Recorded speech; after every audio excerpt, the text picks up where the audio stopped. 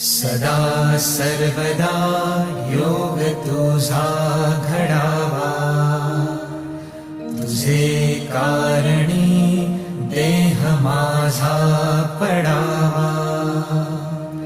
उपेशू नको गुणवंता अनंता, रघुनायका मागणे हेची आता.